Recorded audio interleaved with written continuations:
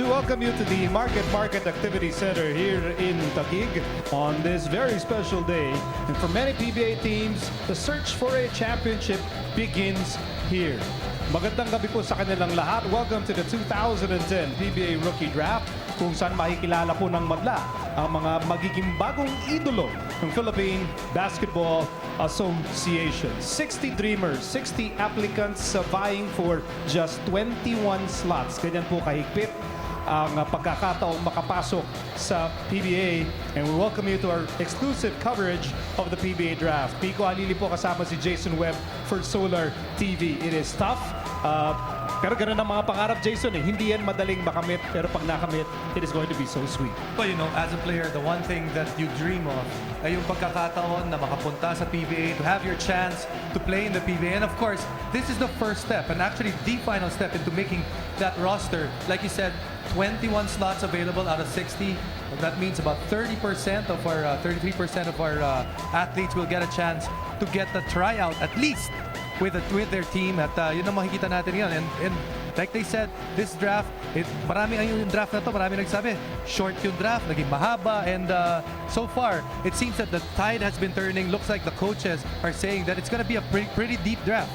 I think yan naman lagi ang debate when you go into a draft, whether or not a draft has the pedigree, yung, kumbaga, yung malalim. Was it malalim? Is it shallow? I think the only way to settle that argument is when we start seeing the players play in the PBA. Kasama rin natin sa ating PBA draft team para sa Solar TV, Magu Marjon and Leah Cruz. Yan, si Magu po, siya kakausapin niya yung ating mga draftees. Leah will be talking with the family members, yung mga magiging masayang family members who will be very happy for their sons and their friends, their brothers who will make it to the PBA. And you know, those family members, a big part of the reason why these players who are going to get drafted are here right now. Hindi madali ang maging isang atleta. You think there's a lot of time that you have to devote onto it. At alam natin, the one person that usually is your biggest cheerleader are the ones that are behind, are the ones inside your home. And those usually are your parents, tsaka mga kapatid mo. At ngayon po, bahagi ng proseso sa pagiging isang PBA rookie is the rookie camp. Dito talaga pinagmamasdan their talents, their skill level being measured in the rookie camp. And we'll bring you the highlights from that event.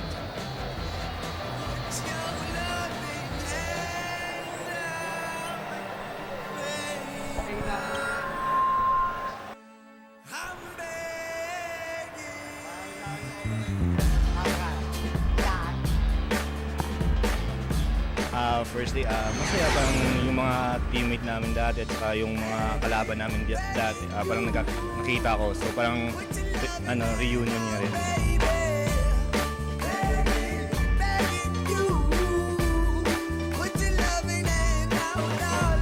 First day of camp, had a lot of butterflies at first, but once I got over the butterflies, start performing well.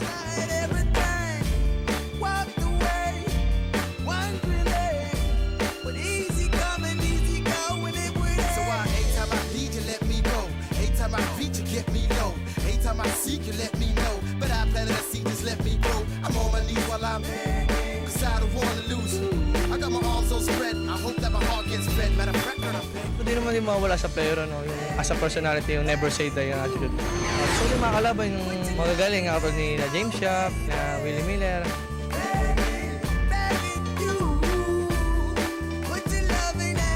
Siyempre, bibigay ko naman lahat ng makakaya ko. Lalo na yung shooting ability ko siguro. Tsaka yung creativity. Mag-i-focus lagi sa laro. Kasi ibang level na eh.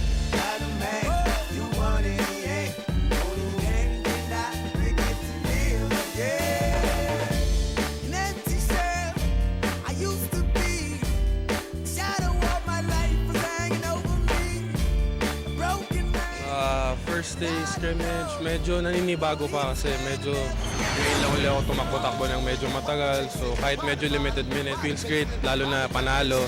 Because we're looking forward na manalo lagi every time sa scrimmages.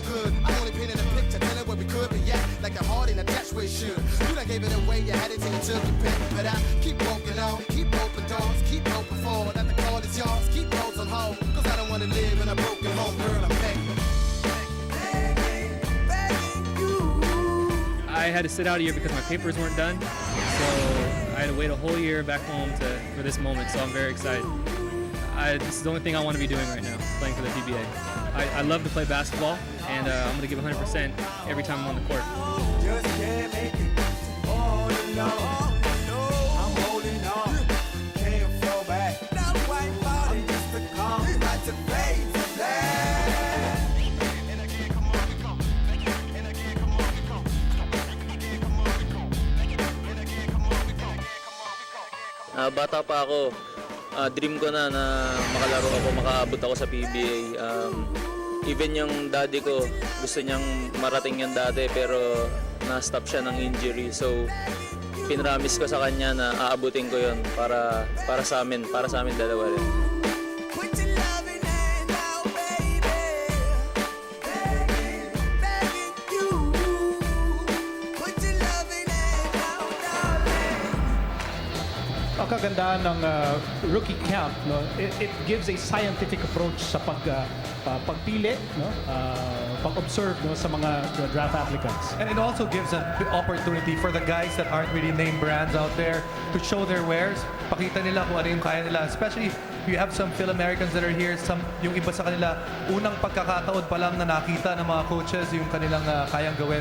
So it's really an opportunity for the coaches to see who are the sleepers of the draft. Actually, binulong sa akin ni Willie Marshall the true reason for putting this rookie camp together. Para di na maulit noon na nakapasok Jason Webb at Richard Del Rosario sa PBA. It was such a fiasco. Hindi na po maulit yan. Okay, a lot of exciting things happening.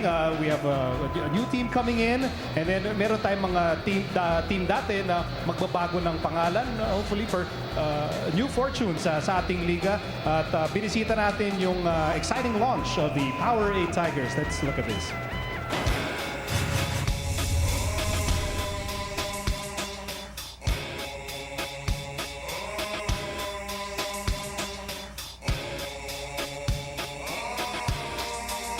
I've got the power.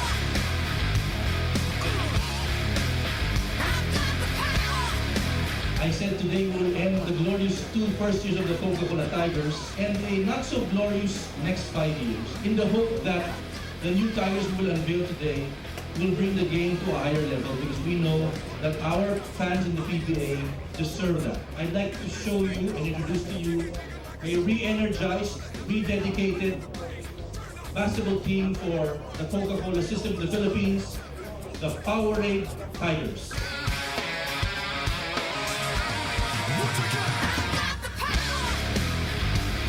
We have refreshed the Coca-Cola Tigers into the new breed of Tigers because we want to add some more excitement in the PBA in the next season. In order to keep playing the game, in order to step up their game for this year, they need to be refreshed, they need to be rehydrated, replenished, and energized. And basically, this is what Powerade delivers.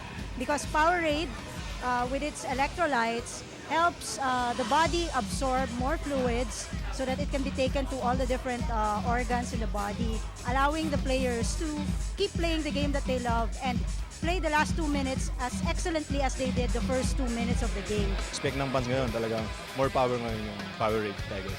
Whatever it takes for us to be more competitive, we're going to do that. Aside from sports entertainment, top-level basketball, the PBA as a medium of advertisement gives our member teams more equity in their brands and elevating the PBA to the next level also. I want to personally congratulate the Coca-Cola franchise led by JB Bailon in introducing Powerade to the PBA because this will surely give new blood and new power to the PBA.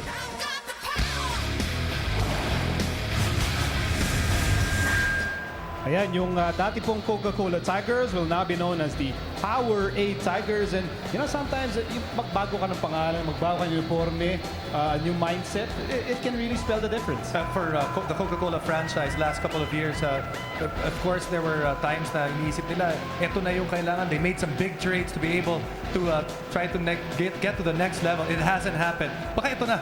Pagpalit ng pangalan, ito na siguro yung para makapunta sila sa next level. Well, Power 8 is participating in the draft. They'll be picking 9th in the second round. So abangan natin yan mamaya. Ngayon, ito, we'll be welcoming a new team dito sa PBA taking over the Santa Lucia franchise.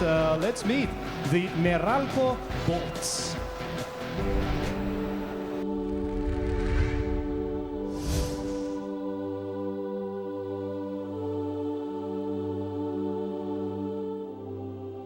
Alam po natin, ang basketball ay isa sa mga pinakapopular na sport dito sa ating mahal na bayan.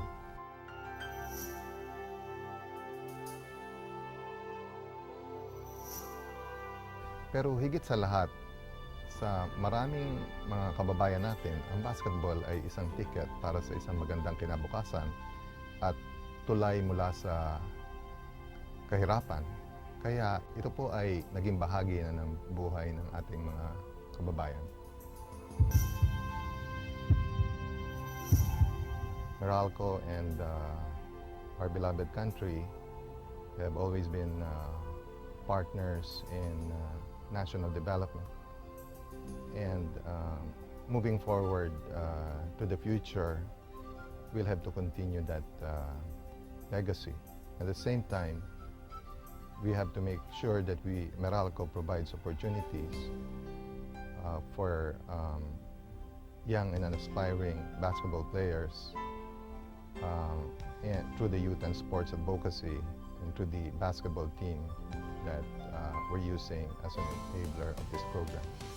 Makakaasa po kayo na ang bawat laro ng Meralco Bolts ay makakita po kayo ng mga player na magda-dive sa loose balls, will get all the rebounds possible, will make it hard for the opponents to score, and will execute the right plays to increase our chances of winning. Dahil sa bandang huli, naniniwala po kami na ang puso ng bawat miyembro ng Meralco Bolts ay para sa inyo at sa serbisyo sa kapwa-tao.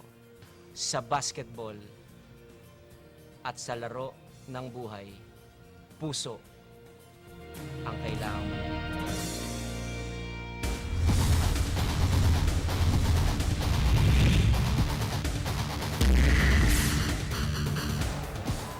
Nakita niyo naman ang bigat ng pangako ni Coach Ryan Gregorio, the Emperor of Eloquence as always. Sinasabi niya ang Bolts laging maglalaro na may puso, with intense passion for the game. Kaya ngayon, kilalanin na po natin ang mga malalaro ng pinakabagong member ng ating PBA family, ang Meralco Bolts.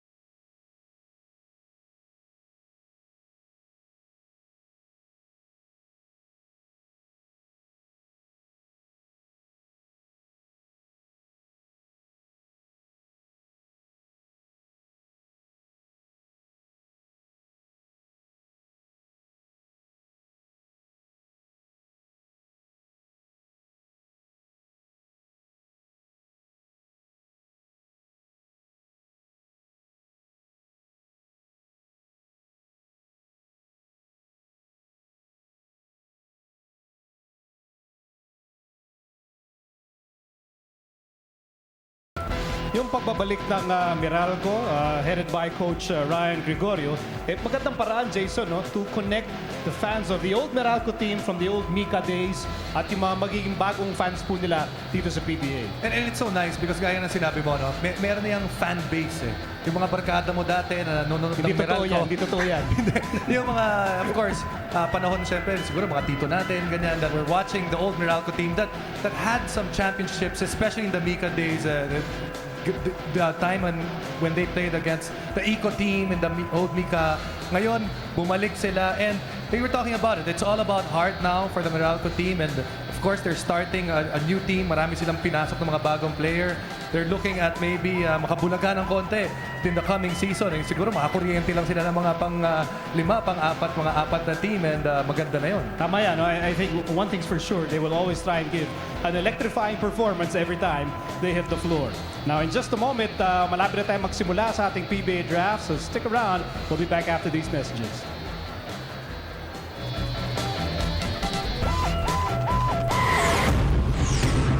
Sa UAP kasi mga dunks ko parang ano lang eh, na natural na lang sa akin eh. Kasi parang every game nagagawa ko. Ang paborito kong gawin sa depensa yung mapalpal, tapos titignan ko yung mapapalpalan ko. Tignan ko kung ano yung mga magiging reaction nila. Wala akong patawad eh. Wala akong awap. Feeling ko sa loob ng court. Nasa loob ka ng playground, tapos kasama mga bata. Gawin mo lang yung gusto mo, yung walang pipigil sa'yo.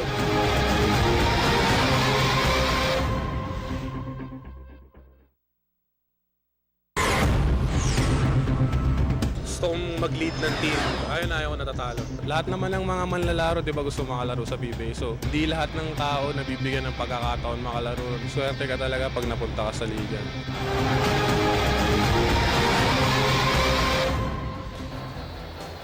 And we take you back inside the Market Activity Center kung saan dumating po kanina si Raba Luceni, ang sinasabing magiging #1 overall pick dito sa 2010 PBA Draft.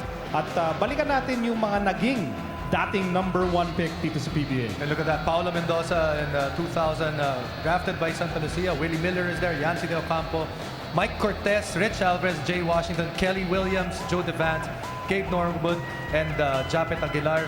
And you can see those guys, nakita naman natin, they have done and they have made their mark dito sa PBA. They're still around. They're still around. They're still very significant players and personalities dito sa PBA.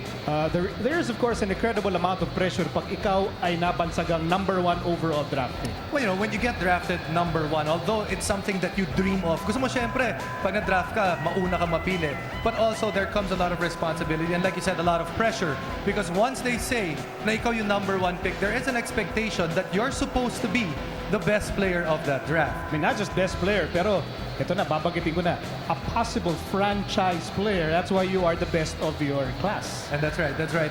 And we've seen it, most of those players, a number of them, really made a difference for their franchise. And of course, Japet Aguilar, we haven't seen much of him. When he comes back, sigurado, he will also make a big difference for his team. Ito po ang ating magiging draft order sa gabing ito.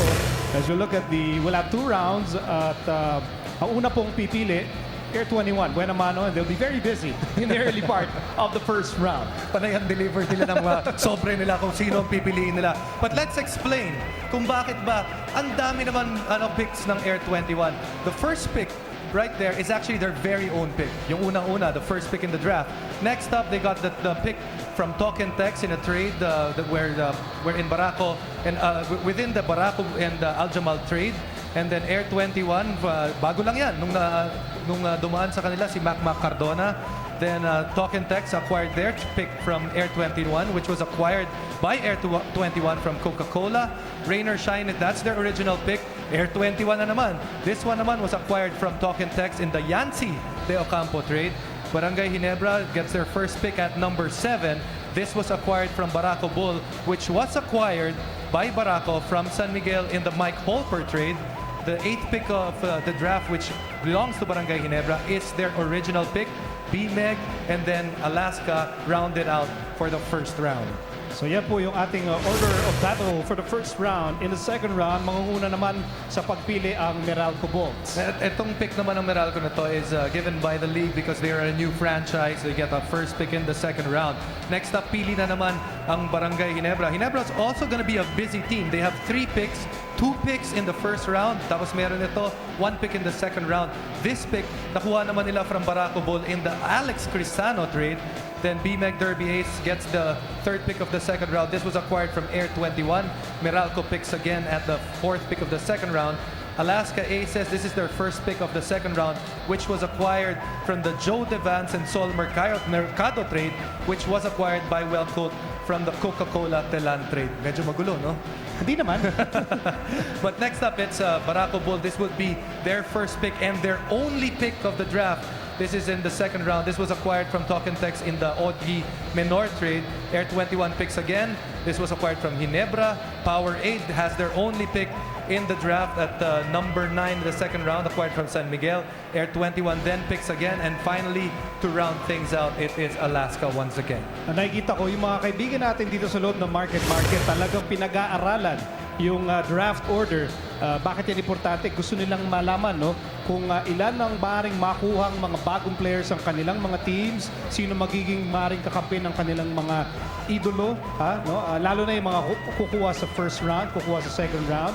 At napakaganda naman ng bagong gupit.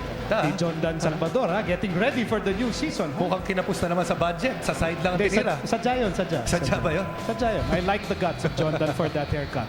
Alright, eto na. Malapit na magsimula ang ating 2010 PBA draft. So we'll take this short break and we'll start proceedings in a while.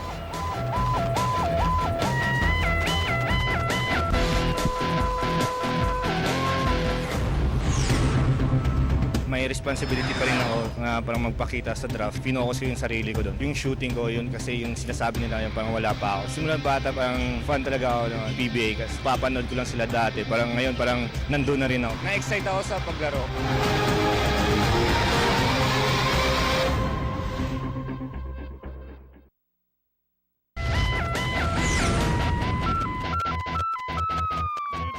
Fans, welcome to the 2010 PBA Rookie Draft here at Market. To start off today's much-awaited first activity of the league's brand new season, please welcome the Dance Diva Regine Tolentino.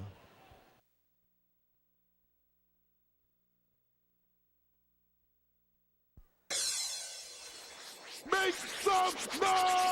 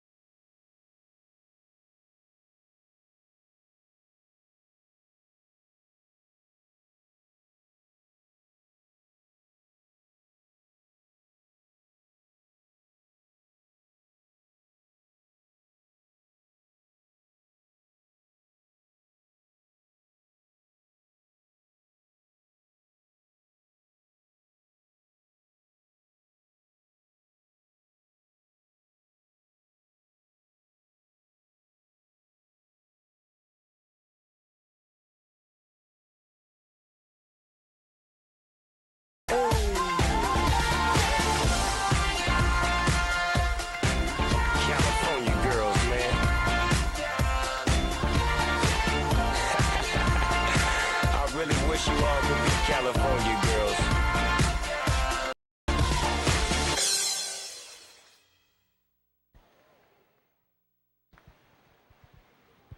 Thank you very much, Ms. Regine Tolentino. May we now request everyone to rise for the invocation, to be led by last season's Rookie of the Year, Rico Meyerhofer of the BMEG Derby Ace Liamados.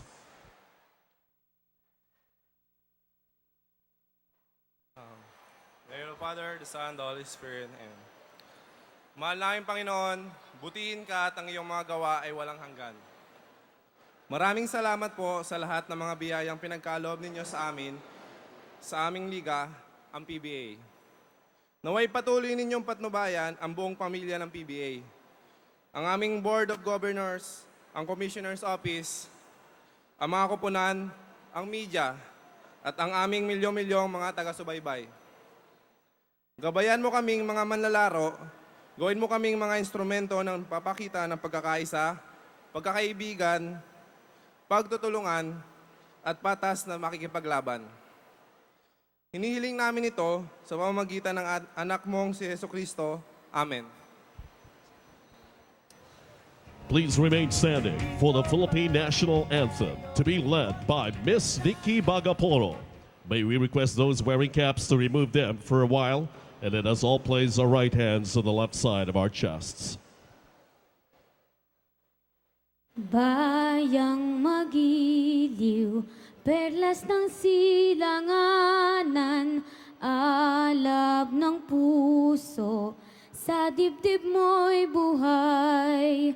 Lupang hinirang, duyan ka ng magiting, sa manlulupig, di ka pa sisiil sa dagat at bundok, sa simoy at sa langit mong bughaw. May dilag ang tula at awit sa paglayang minamahal. Ang kislap ng watawat mo'y tagumpay na nagniningning. Ang bituin at araw niya, kailan pa may di magdidilim. Lupa ng araw ng luwal, hatid pagsinta, buhay ay langit sa piling mo.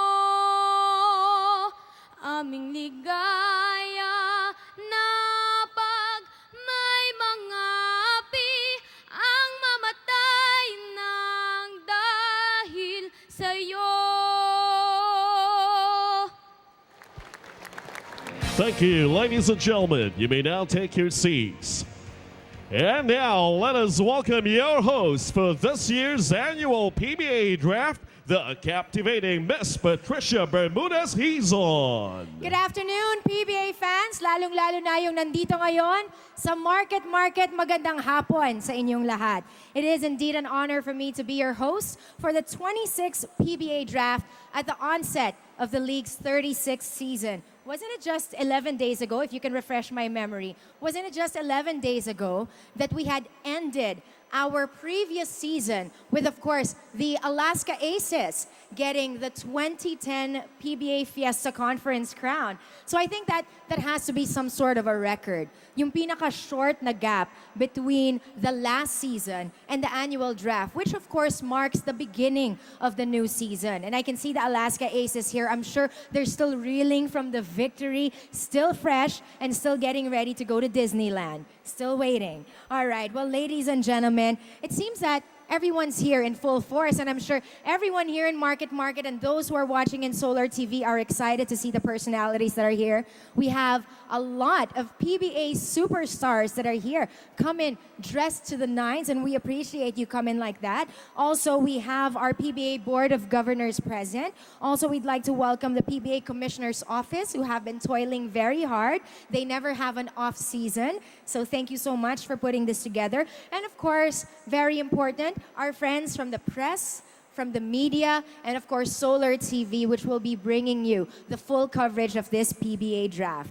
Ladies and gentlemen, and friends here in Market, I'd like for all of you, especially you PBA family, to welcome and wish luck our 60 rookie hopefuls. Why don't we give them a big round of applause?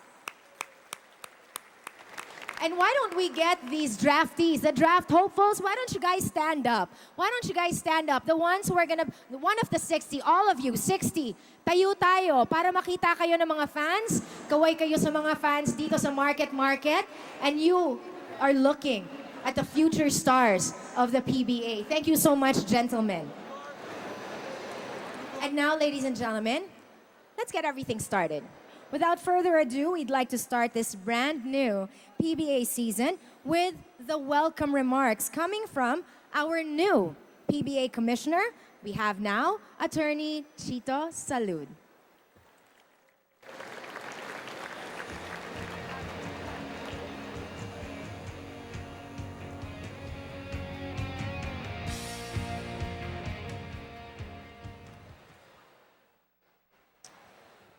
Today, we have 60 of our finest young basketball players vying for slots in Asia's premier basketball league, your PBA, the Philippine Basketball Association.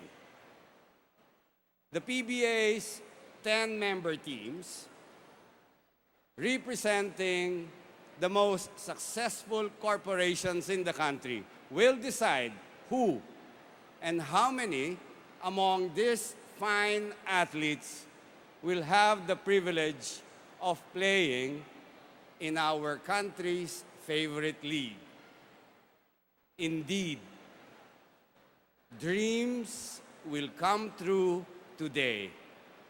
Dreams that have been nursed, dreams that have been nurtured over the long years, arduous years of drills and workouts, of scrimmages, of pain and injuries, of games won and games lost.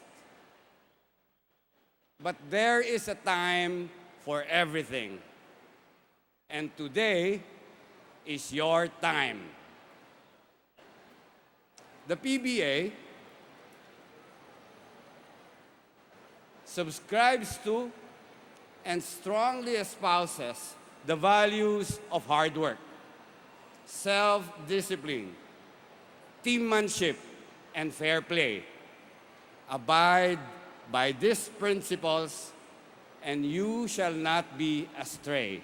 Work on your game, polish your game, stay away from vices.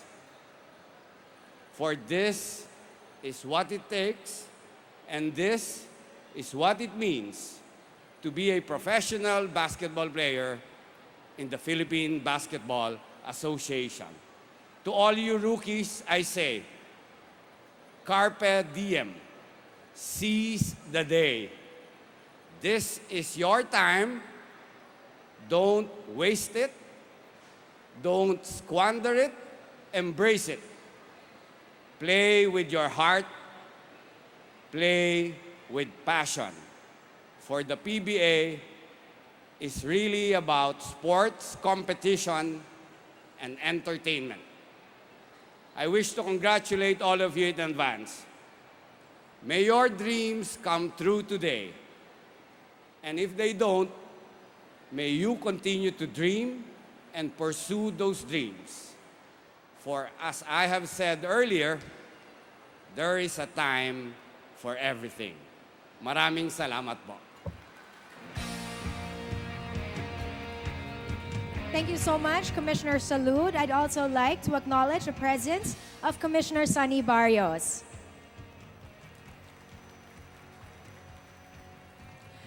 The PBA would now like to express the unity with the entire country, shaken by an unfortunate incident which transpired recently. Let me just take this opportunity to request all of you to join the PBA in condoling with the family and the friends of the Hong Kong and Canadian nationals who perished in the tragic hostage-taking incident last Monday at the Quirino Grandstand. May I request for everyone to please stand.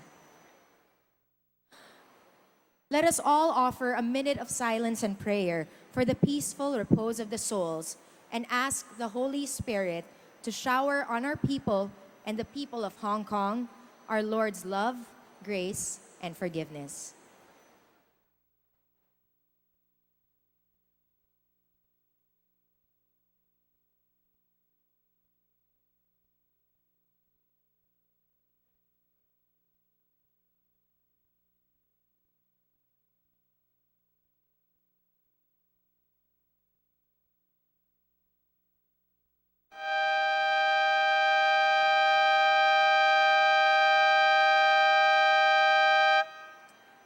Thank you so much. You may now take your seats, ladies and gentlemen.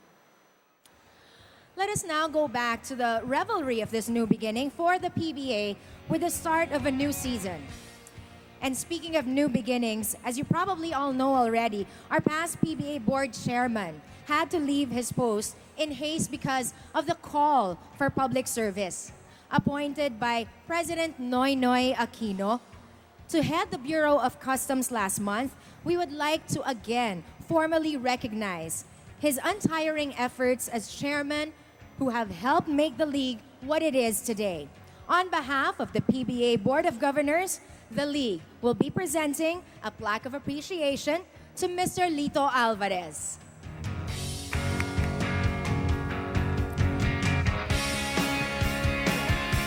May we also formally introduce the current chairman of the PBA's Board of Governors for our presentation of this plaque of appreciation. Ladies and gentlemen, a round of applause please for PBA Board Chairman Mr. Rene Pardo for the PMEG Derby Ace Llamados.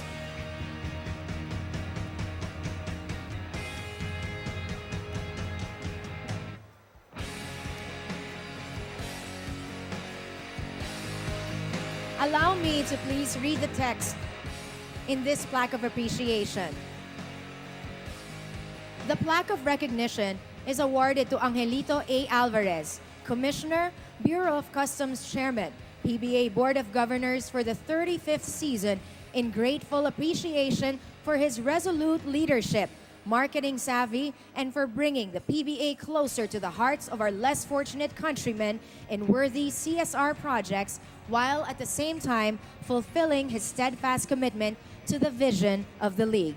His tireless work ethic and goal-driven focus not only made the celebration of the PBA's 35th anniversary specially memorable, but will also be positive assets in his contribution to nation building as he oversees his new responsibility as head of the Bureau of Customs. Given this 29th day of August during the 2010 PBA Annual Draft at the Market Activity Center, the Ford Taguig, Metro Manila, signed by Reynold N. Barrios, Commissioner.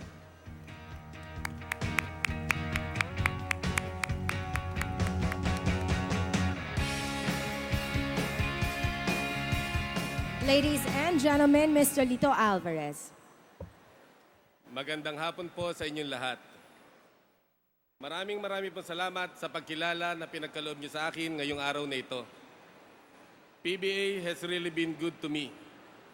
My passion for the game of basketball and involvement in the league has rewarded me with so many fringe benefits, the most important of which is the friendship and being in the good graces of some of the finest and most decent personalities from the PBA employees, team owners, team governors, team officials, players, our friends from the media, and more importantly, the PBA fans out there that have made the PBA an icon in the Philippine sporting scene.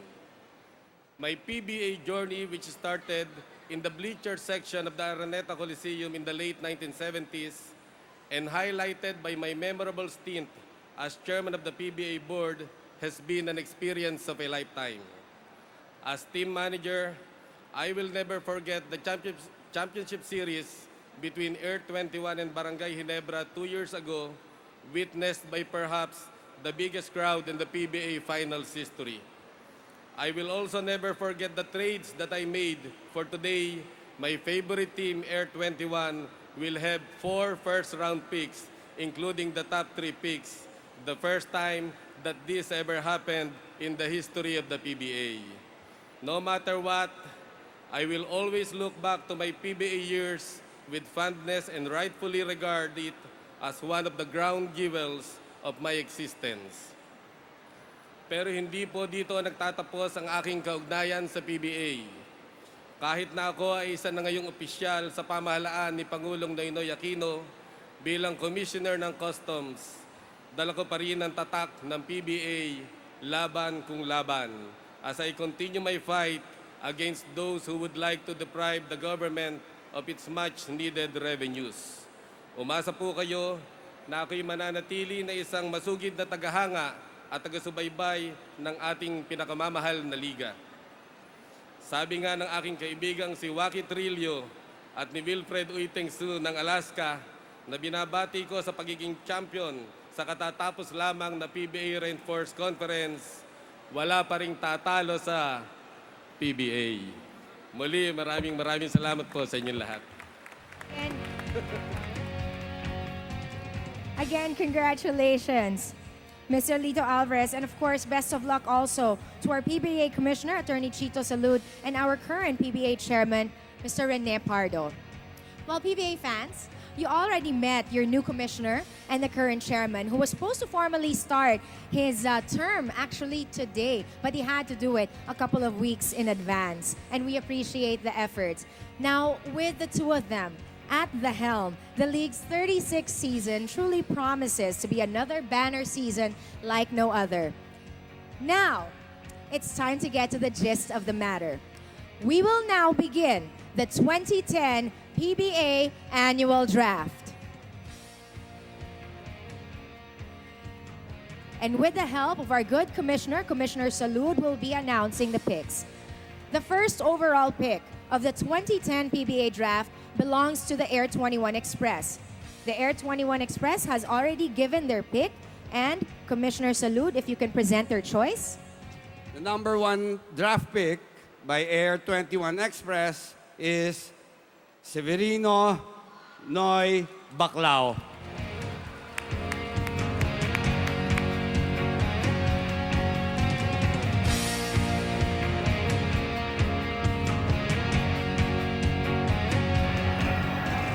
Well, di na tayo naghintay ng matagal. We have our first shocker of the draft. Hinihintay natin mga kaligtaan ng first round, maybe even the second round. But your mouth is open, and I know why, because I think this catches everyone absolutely by surprise. I am speechless. All throughout the process, Air 21 has been talking about picking up Raba Al-Husseini as their number 1 pick. All of a sudden, eto nga, curveball ang tinapon ng Air 21 at tayong dalawa, tinamaan ng curveball na yun at nagulat tayo. Now, of course, si Nonoy Baclao, we were expecting him to go in the top 3 anyway. But as we were discussing earlier, iba po kasi yung bigat na dala ng pagiging isang number 1 overall draft pick. Well, right now, obviously, for Nonoy Baclao, this is the biggest responsibility of his basketball career. Remember, he really made his name in playing for the Blue Eagles, and when he was playing for Ateneo, alam natin, he was a role player, probably the best role player of that team. But now, when he came into this draft, actually, maraming ugong-ugong pagdating niya sa draft na to, that he actually wasn't that fit coming to the draft. But apparently, Air 21 saw something that some of the experts did not see. Of course, Nonoy Baclao, you know him as a defensive ace. I wonder how Rico Meyerhofer feels now that Nonoy is now part of the PBA. Okay, we'll talk about Nonoy at length in a bit. Meantime, let's send you over to Leah Cruz. Alright, thanks, Migo. Actually, kasama ko ngayon yung mommy ni Noy, si Mrs. Juanita Baclao. And mukhang surprise siya ngayon. Oh, hindi ko talaga alam na ma-first pick si Nonoy sa itong taon. Alam mo talaga hindi ko talaga alam kung ano. Nahihiya siya. Mensahe na lang para kay Noy. Mensahe para sa number 1 draft pick this year sa PBA. Noy, maano ko lang sa inyo, ipapatuloy mo lang ang kabutihan sa pamilya natin. Huwag ka gusto ko. Kung anong mararating mo ngayon, huwag ka magkalimot sa Panginoon at saka sa pamilya natin, Noy. Noy, alam mo, Noy, kung ano ang pinanggalingan natin sa buhay. Alright, thank you very much. Mukhang touch na touch siya ngayon. And Miko and Jason, back to you guys. Of course, Nonoy is the pride of Bacolod from West Negros College and then made his big name with the Ateneo Blue Eagles as a defensive specialist. Hindi po si Vic Pablo yan, ha? Kamukha lang. But Nonay is a very interesting, very intriguing prospect, not just as a #1 overall draft pick, but as a PBA big man. Well, here are the things. Positives for Nonoy Baclao. Excellent defender. People might be wondering if he has the block to play to be a big defensive stopper here in the PBA. Obviously, one of the caution signs for him coming into this draft was that when he measured his wingspan was only 78, not as big as the other big guys in the league. So that's a big question mark right there. But of course, things that he has to work on, a bit of his offensive game because his defensive game in the amateurs was way above there. Of course, when he was in college, yung kanyang opensa wasn't really as needed as his defense. Okay, Magu is ready. Magu, take it away. Thank you, Mika. And we are with the man of the moment, Nonoy Baclao, the top overall pick of the 2010 draft. Expected mo madadraft ka dito early in the first round, pero gaano ka kagulat na #1 draft pick ka? Kahit ako mismo, parang hindi ako makapagsalita kasi parang ini-expect ko #2 behind Raba, but I don't know, 1 or 2 is ganun pa rin eh. Tapos sobrang blessed lang talaga ako, tsaka nagpapasalamat lang talaga ako sa taas. Yun, dahil yun yung nangyari. So yun. First part of the dream has now been realized na draft ka na dito sa PBA. What do we expect from Nonoy Baclao?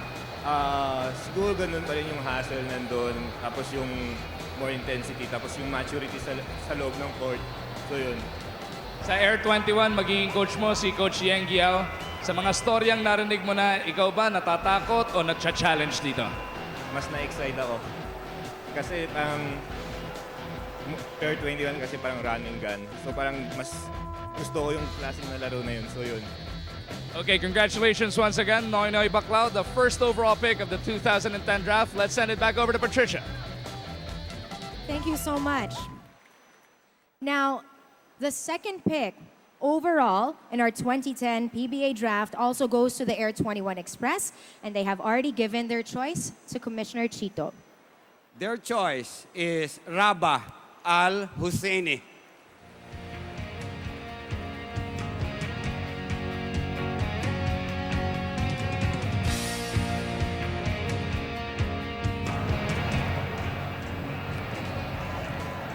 Okay, so yung inaasahan ng lahat that Raba will go #1, Nonoy would go #2, nabaliktad dito, but they're still headed to the same team. That's Air 21, and now they have the former UAAP MVP, a young man who powered Ateneo to back-to-back UAAP championships, Raba Al-Husseini. You know, the path that Air 21 took, different directions, same destination. Yung #1 at #2 that they were talking about, they still got both players.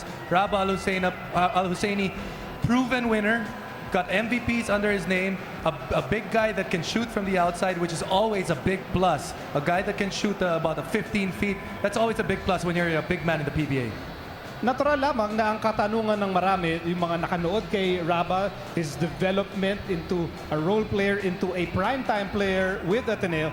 Can he do the same things pagtapak niya ng PBA? Well, in the rookie camp, he was definitely the best player in that rookie camp. Obviously, that says a lot about his pedigree. But of course, you know, when it comes to big men, you can never tell. Dahil alam natin yung mga big men, pag dumating sila, a lot of question about their strength. At pag binangga ka naman ng mga mas malalaki, what would happen to you? Yan yung big question kay Raba Al-Husseini. And now let's go to Leah Cruz. I am with the mother of Raba Al-Husseini. This is Charito right here beside me. Actually, kakarating lang niya. Ano naman naging reaction mo nung dumating ka tapos biglang Raba Al-Husseini yung narinig mong pangalan? Kanina pa ako dito. Actually, happy ako sa anak ko. At least, tapos na yung draft. Okay, and ngayon magkakasama na si Carlo Sharma at si Raba na magkapatid, na parehong anak mo. And sa tingin mo, what are your thoughts on this? Pardon? What are your thoughts? Magkakasama na si Carlo at si Raba. Masaya ako. At least pag game, nandun lang ako sa isang place. Hindi na ako kailan lumipat sa ibang team. Alright, thank you very much. Congratulations. Miko, back to you. Totoo po yan, no? Si Carlo Sharma at si Raba Al-Husseini magkapatid. I wonder if yung magkapatid, bibigyan pa ng sakit ng ulo si Coach Yeng Giao. Ang tanong doon, kung sasaktan ni Carlos si Raba Aluseni sa practice. Konting paramdam. Alam naman natin, pag rookie, kailangan magpaparamdam ng konti yung mga veterano.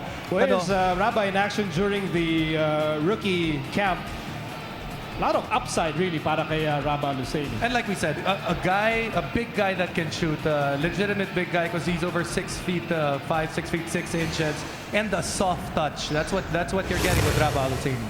And Raba Aluseni is with our very own Magu Marjan. Yeah, the second overall pick, Raba Aluseni. Nagulat ka ba na nandito ka sa number 2? Okay lang, kahit anong mangyari, basta makuha ka. Kahit ano pang number yan, basta makapasok ka sa liga, okay lang.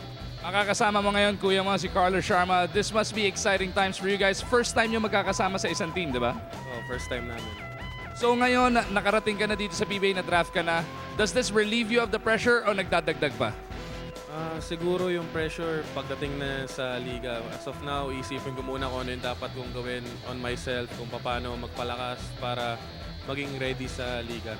Congratulations once again, Raba Aluseni. Let's send it back over to Patricia. Thank you so much. The Air 21 Express should have just stayed on stage because they also have the 3rd overall pick for our 2010 PBA draft, and Commissioner has their choice. Air 21, number 3 pick, Ray Francis Guevara.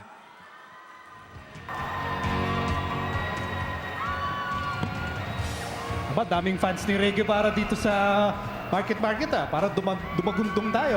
Yun. Saan na ba yun? Dami nila. Nagpaparamdam. They're ecstatic over the selection of former Letran Knight Ray Francis Guevara para sa Air 21 Express. Air 21 was talking about how that 3rd pick was a problem pick because they didn't really know where they wanted to go. They went with Ray Guevara, a guy that has improved his shooting in the last couple of at least months in the last year. So they're getting an athletic guy in Ray Guevara. Of course, si Ray Guevara, as we mentioned, the pride of the Letran Knights at naglaro rin para sa Smart Gilas.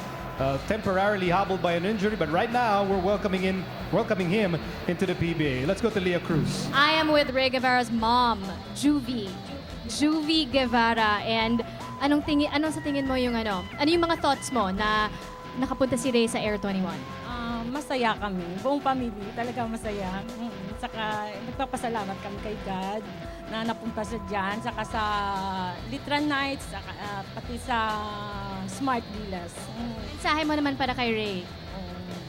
Yun nga, anak, pag-igihan mo, kasi simula nung maliit yan, gusto niya talaga mapunta sa dyan.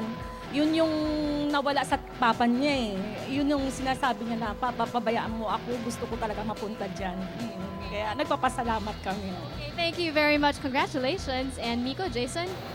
Well, binahagi nga sa atin ni Ray kanina lamang na yung kanyang ama gusto sana mag-PBA but an injury prevented him from making that dream into reality. Pero si Ray, his dream is now reality. He's now in the PBA. And you're looking at the skills here of Ray Guevara, a guy that has a lot of leaping ability. Like we said, he's worked on that shot, a better shooter now compared to during his college days, especially something that he worked on with Smart Gila. So, itong Air 21, 3 picks right away that can really turn that franchise around. As we promised, the Air 21 will be very busy. Actually, hindi pa sila tapos dito sa first round. Warm up pa lang yan. May isa pa sila. Okay, let's go to Magu Marjan. Thanks, Miko. We are with the number 3 overall pick, Ray Guevara. Binanggit mo kanina, this is a dream not just for you, pero dalawa kayo ng dad mo. Anong tumatakbo sa utak mo ngayon? Sobrang nagulat ako eh. Pero sobrang thankful ako kay God na binigyan niya ako ng chance na makarating dito. Akala ko kasi tapos na nung na-injured ako, pero sabi ko pagtatrabahuan ko gusto kong makarating dito. Yun nga, sa dami ng pinagdaanan mo, a stint with the Smart Gilas national team, pati yung injury, did you ever imagine na magiging number 3 ka? Hindi talaga. Hindi, nagulat nga ako nung tinawag ako, inisip ko, sabi ko baka second round. Nagdadasal ako. Sana makapasok ako kahit second round. Magtatrabaho na lang ako para makapasok na. Yeah. Congratulations once again. Ano message mo sa lahat ng naniwala sa'yo? Thank you sa nag-pray para sa akin. Yung sa lahat-lahat, maraming salamat talaga. Congratulations once again, Ray Guevara. Patricia, take it away. After Air 21 has selected the first 3 picks of the 2010 draft, may we now call on the Talk and Text Tropang Texters for their 4th overall pick, which is now with Commissioner. Talk and Text traded their pick to Alaska, and Alaska has chosen Elmer Espiritu.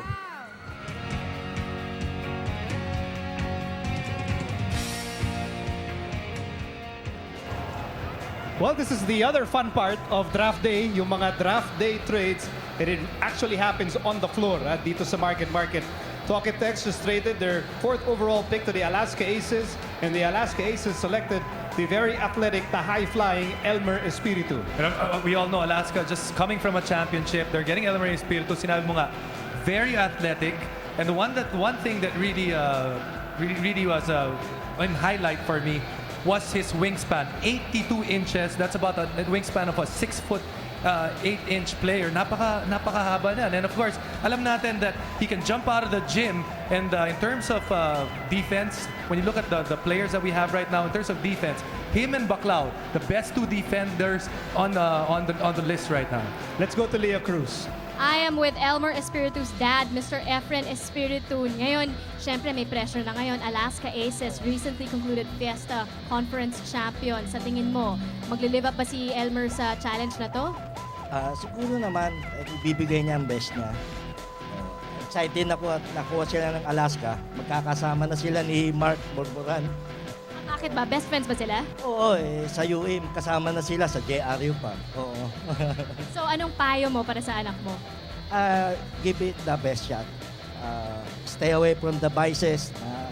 Yun nga. Thank you very much, sir. Thank you. Nico? Ayan, buo na yung patintero team ni Team Con, Eman, Borboran, Conacher, and Espiritu. Wala nang tatalo doon. Ang ahaba niyan. But Elmer Espiritu gives them a small forward or maybe even can play a little power forward, but of course will be a bit undersized at power forward. But of course, he can make up for it because of his length. We talked about that large wingspan. Other than that, of course, he can jump out of the gym, automatic defensive presence right away for the Aces. At handa na si Magumar John with Elmer Espiritu. Elmer, yung athleticism ang sinasabi ng mga scouts na nagdadala talaga sa'yo early in this first round. Paano mo gagamitin to ngayon na mga mama na yung makakalaban mo sa PBA? Siguro, thank you muna kay God tsaka sa Alaska team. Gagamitin ko siguro kasi si coach team, syempre system, gagamitin ko kung ano yung makakaya ko sa maitutulong ko sa team. Alaska, kaka-champion lang. Anong impact ang tingin mong madadala mo para sa team na to? Siguro yung hard work. Thank you and congratulations once again. Let's send it back over to the floor where Patricia is taking care of the duties. That Aces pick actually was acquired through the 1st or the 4th overall pick of the Talk and Text Tropang Texters via a Larry Fonacher trade. Again, Larry Fonacher was traded for the right to pick the 4th overall. And now, let us announce the 5th overall pick for this 2010 PBA draft, which goes to the Rain or Shine Elasto Painters and Commissioner. Number 5, Rain or Shine picks Josh Van Landenheim.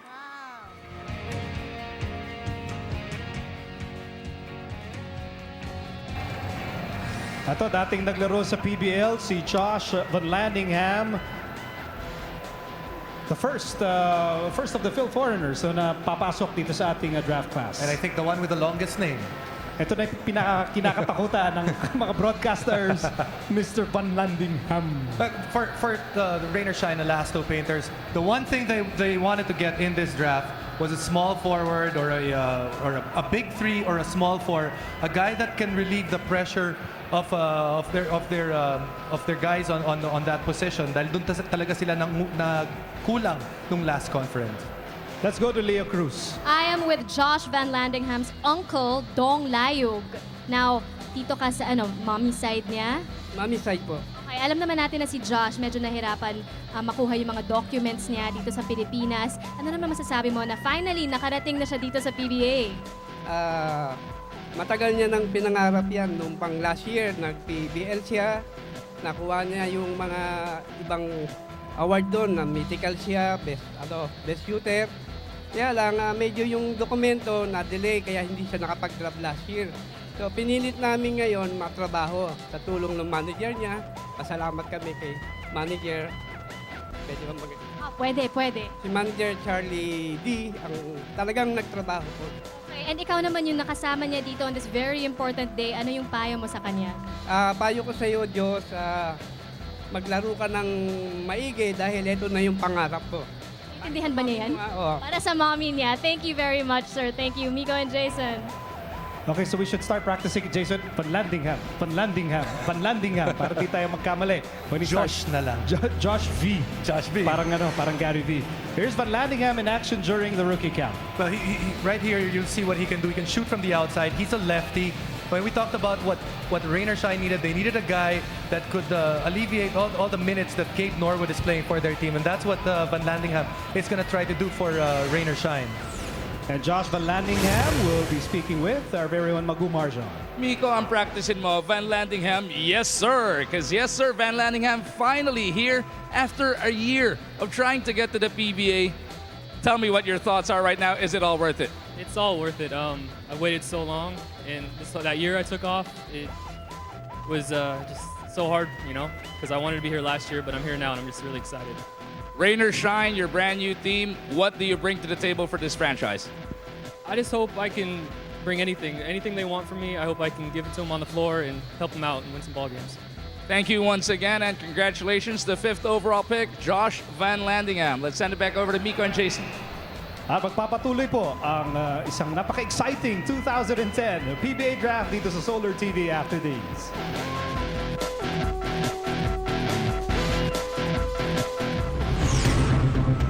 Triple threat ako palagi. Pagka open ako sa shot, I'll take it. Minsan pwede kong ipasa, pwede akong dumrive. Mas gusto kong dumrive kasi yun yung advantage ko, yung high leaping ability. Depensa, ayaw ko na makakashoot sa akin yung binabantayan ko. Pag nasa loob ako ng court, pakiramdam ko para akong ibon. Nagagawa ko lahat ng gusto kong gawin. Walang makakapigil sa akin. Hindi ko rin nakikita yung sarili ko na iba yung ginagawa bukod sa basketball. Basketball talaga buhay ko.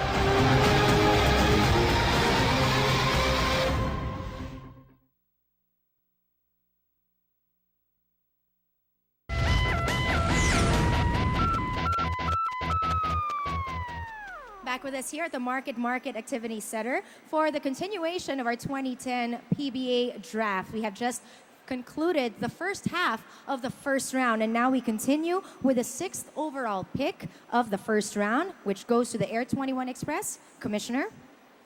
Air 21 Express picks Sean Michael Anthony.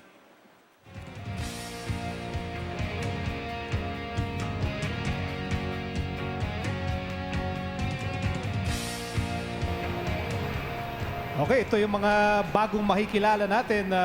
Not just the PBA, but the Philippine basketball scene.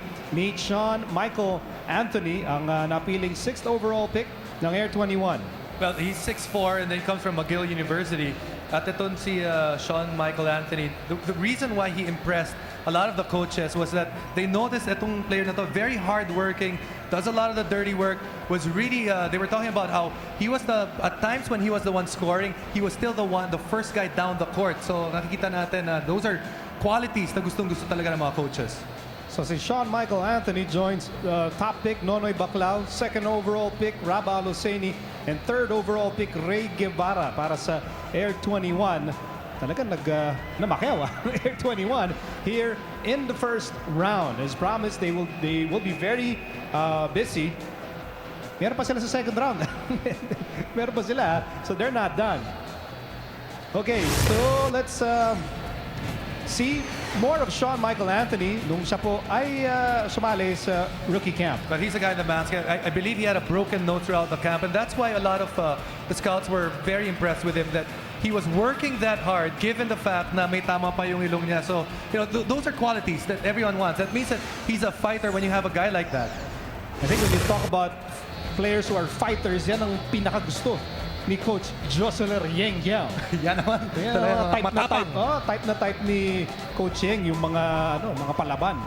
Especially hard workers, blue collar players, Jason, trademark in all mga Yeng Giao players. And you notice those 4 guys that they've picked up so far has those qualities. And of course, it's going to be up to Coach Yeng to mold again these players so that yung Air 21 talagang, they can turn things around for this year. And let's send you back to the main stage with Patricia Bermudez-Siza. The Barangay Ginebra Gin Kings have the right to the 7th overall pick in our 2010 PBA draft, and Commissioner Salud has their choice. Barangay Ginebra chooses John Wilson.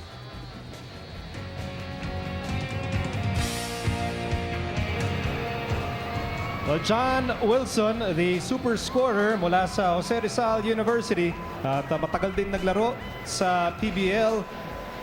Here's a young man who is synonymous with offense.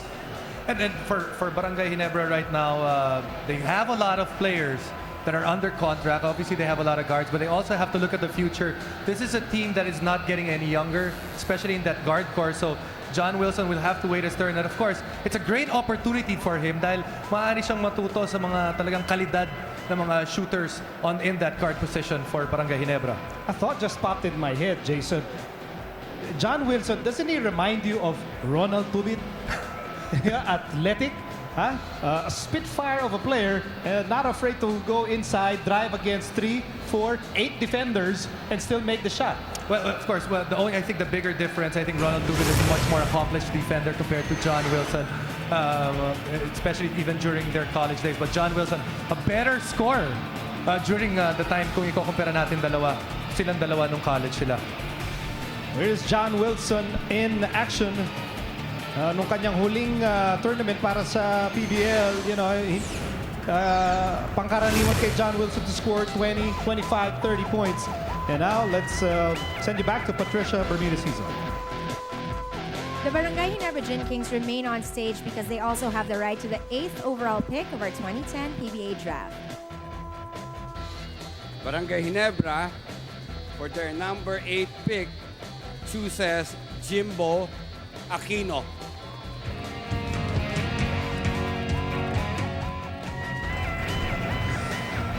Well, Jimbo Aquino, kilala niyo siya for leading the San Sebastian Stags to the championship last year.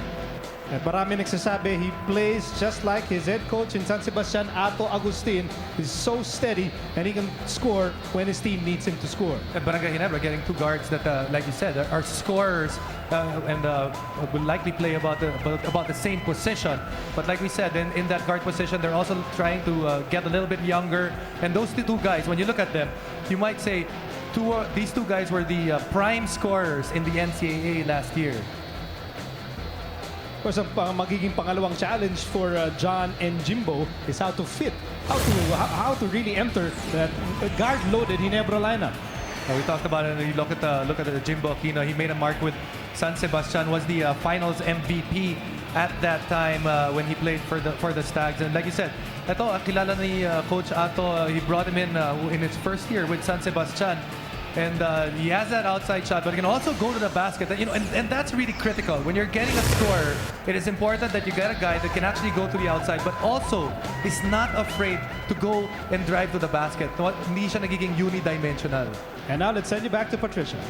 For the 9th overall pick of our 2010 PBA draft, it's the BMEG Derby Ace Liamados time. And I'm sure that their selection has just come in. Commissioner? BMEG Derby Ace chooses Narciso Liagas.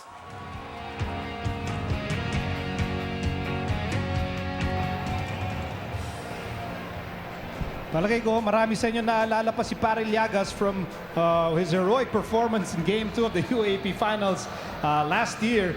But Pare is an undersized forward, but he will bang bodies against players twice his size, no doubt about it. Yan ang matapang na Pare.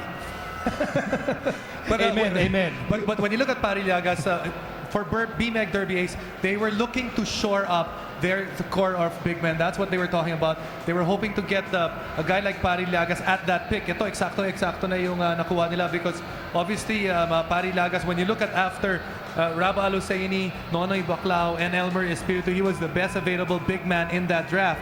And at number 9, if you can get a guy like Parillagas and you can work with him because he has some tools. He's a fighter. And mukhang ito magagamit talaga ng BMEG Derby Ace. I mean, you're right about getting the best big men out of college in the first round. You said it. Nonoy Baclao, Raba Alusaini, Elmer Espiritu, and Parillagas. I mean, that's your top 4 big men right there coming from last year. Last year's finals. Last year's finals, that's right. Ito si Parillagas in action nung nakaraang rookie camp. But what you have to look at Parillagas is, of course, when he played against you, he had a creator with him so that he actually got a lot of easy baskets because a lot of drop-up passes, just like there. Doon nakuha niya yung puntos. What you have to look at is, can he actually create points for himself? Can he create offense by himself, and does he have the moves to create those points for himself? So again, Parillagas, siya po ang napili ng BMEG Derby Ace Llamados as the 9th overall pick of the 2000 draft. Let's go back to Patricia. For our 10th selection in our 2010 PBA draft order, which belongs to the Alaska Aces, Commissioner now will make this announcement. Alaska has traded its draft rights to Meralco, and Meralco chooses Sean Weinstein.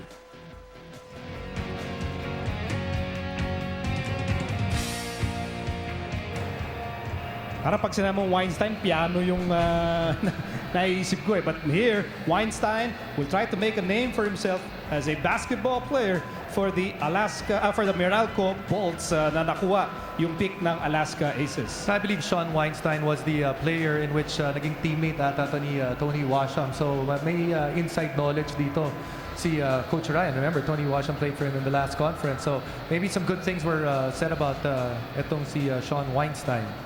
Ayan po si Ginoong Sean Weinstein. Ayan na, sombrero. Ay, pwede na ano to. Pwede nang padala sa labas. Ready na umakyat ng post ito ng Meralco. Yan ang blue-collar worker. Hard worker yan. Oh. After practice. Magbabasa na siya ng metro. But kidding aside, Weinstein will be part of this Meralco team that will try to impress, that will try to surprise a lot of fans here in the new season of the PBA. Well, of course, we still don't know how the Meralco Bolts got that pick, but for Meralco, they have to be ultra aggressive. They need some they still have some spots that are open, and getting these picks, getting young picks, and giving an opportunity to these guys can actually just make that transition or that chance for them to turn things around a little bit easier. Of course, a project like this doesn't happen overnight. Kailangan talaga unti-unti, you get some draft picks, and you have to be aggressive in the draft, just like what they're doing right now. Okay, so Meralco got Sean Weinstein. At ang napunta naman sa Alaska in that trade is the life of the party, Bonbon Custodio. So very interesting. Alaska also getting very busy wheeling and dealing here in the first round. At kasama talaga yan sa ating proceedings in the PBA draft. We'll bring you more for the Market Activity Center after these.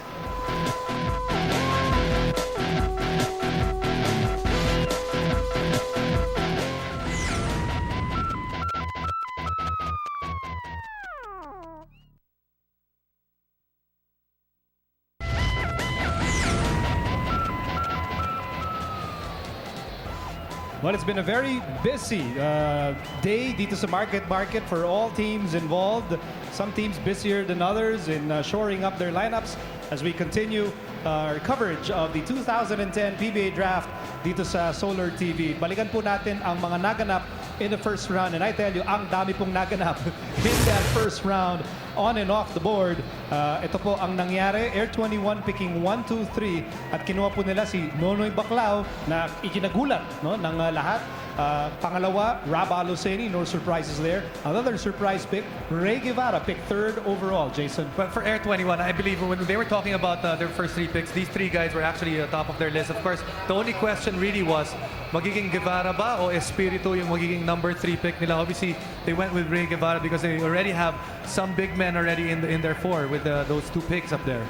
Okay, number 4, dapat talk in text yan. But there was a trade with Alaska sending Larry Fondacher to the tropang texters in exchange for this fourth pick, which happened to be Elmer Espiritu. Well, for the Alaska Aces, what they lost out is their combo guard that played a lot of minutes for them. Of course, Larry Furniture integral because he's the guy that replaces L.A. Tenorio at that guard spot. And also, he's the guard that plays a lot of minutes at small shooting guard. And you have to remember, for Alaska, mawawala rin si Jeff Carriazo. So they also had to shore up. They have to find a way to get the shooting guard. But then Elmer Espiritu, a can't-miss prospect for some. And of course, that talent, you really can't pass that up if you're Alaska. Okay, quickly going over the list. Number 5, Rain or Shine. They got Josh Van Landingham. At 6, Sean Michael Anthony for Air 21. John Wilson, Jimbo Aquino para sa Ginebra. Pari Liagas para sa BMEG Derby Ace. And rounding out the top 10, Sean Weinstein para sa Meralco Bolts. Let's go back to Patricia. For the benefit of our friends here at Market, earlier there was a trade on the floor for the 10th overall pick, which was the 10th pick in the first round. It was supposed to go to Alaska, who then acquired Bonbon Custodio. And Meralco, in turn, got this 10th overall pick. And they're still on the stage for the 11th overall pick, the first in the second round. Meralco is choosing Riego Bam Bam Gamalinda.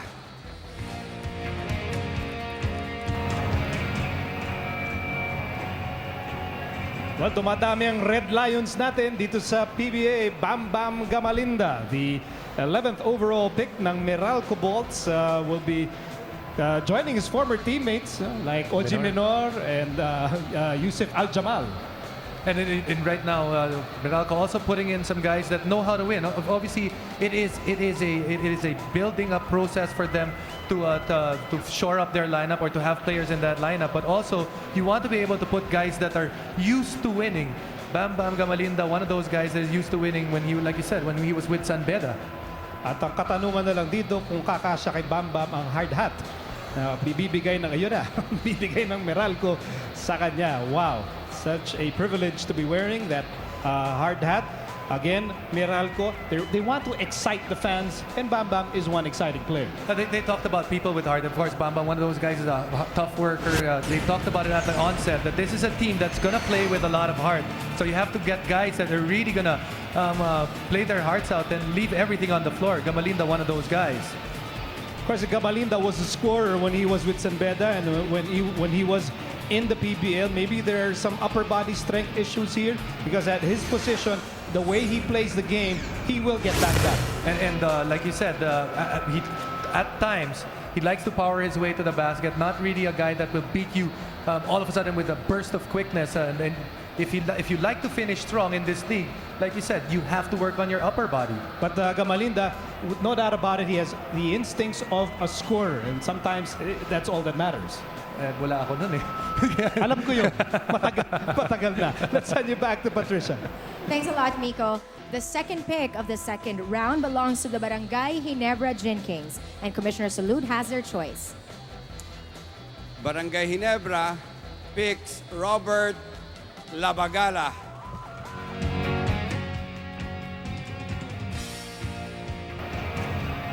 Well, Robert Labagala is not one of the tallest players that applied for the draft, but he's certainly one of the toughest. Matagal itong naglaro para sa University of the East. Matagal itong naglaro sa PBL. He has tons of on-court basketball experience, and he's a leader on the floor. And again, another guard going to Barangay Ginebra.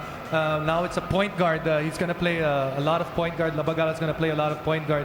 Of course, ito yung mga best available talent right now. If you're Barangay Ginebra, you're looking at the best available talent, and you're also looking at how many years do my guards have? How many years are they going to be at the top of their career? And there is time to actually pick guys like Labagala, show them the ropes and having prime time PBA players at that position, show them the ropes. Let's watch Labagala in action during the rookie camp.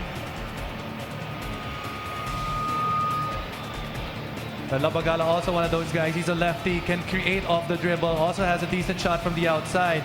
And that's what you need. Of course, from that guard position, you want a guy with quickness, and Labagala is that guy. So Rob Labagala, the 12th overall pick ng PBA draft. Let's go back to Patricia. Still in the second round of our 2010 PBA draft. Time now for the third selection. which belongs to the BMEG Derby Ace Liamados. Commissioner? Second round, number 3 pick, BMEG Derby Ace, picks Hezi Val Acuña.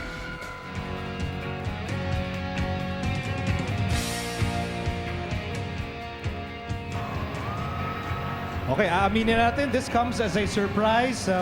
Val Acuña from the University of the East, the pride of Tarlac. He's a wingman. He's a three-point gunner. At nakita natin yan when he was in the PBL and in the UAAP. And for BMEG Derby Ace, still wanting to shore up that wing position. After James Yap, of course, we've seen them play a little bit of their guards there. PJ Simon still a big question mark because did not really have a comeback conference the way that BMEG was hoping in that last year. So eto si Val Acuña, it comes into their fold as maybe an insurance in terms of having a guy in that position. One thing though, Val Acuña for his size, the 6'2", 80-inch wingspan. Very big. That wingspan comes in handy kapag malalaki rin yung mga chuma-challenge sa yung three-point shot. Why am I talking to you about three-point shots? You have no experience in making three-point shots. No one has challenged my shot. They don't have to. It's overkill, no? Hindi kailangan. So, Val Acuña is a shooter, and you know what they say, the adage, if you have shooting, you will always have a chance to make it to the PBA. And also Val Acuña, one of those guys that benefited when he was with UE from guys that could create for him. So yun yung kailangan natin malaman. Can he create his own baskets for himself? And obviously, when you look at Val Acuña, you're hoping that he can still bulk up to be PBA ready. So ayan po si Val Acuña, ang naging 13th overall pick, the third pick in the second round for BMEG Derby Ace. We'll be back with more mula rito sa Market Activity Center after these messages.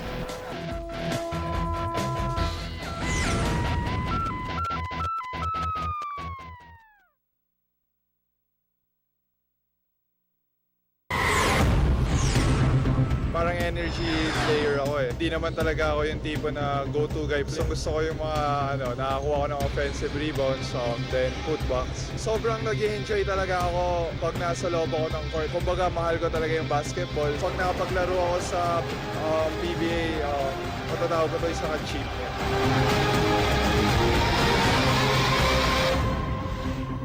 Welcome back to the Market Activity Center. This has been an exciting annual draft, which really marks the beginning of our new season coming up, the 36th season of your PBA.